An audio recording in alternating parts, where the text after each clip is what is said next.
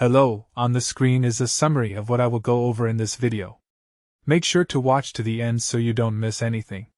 Step 1. First, you'll need to open Pinterest and log into your account.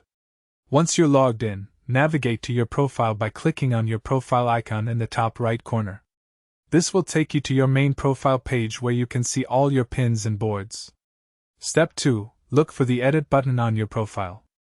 You'll see a pencil icon or an edit option near your profile information. Click this to enter edit mode so you can make changes to your profile settings and appearance. Step 3. Next, you'll find the cover photo section. This is usually near the top of your profile where you can add or change your profile picture. Look for an option that says Add Cover Photo or Upload Image. Step 4. Select your image from your device.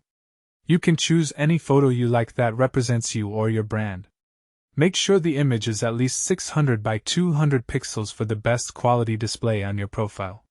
Step 5. Finally, save your changes by clicking the Save or Confirm button. Your new cover photo will now appear on your profile for everyone to see.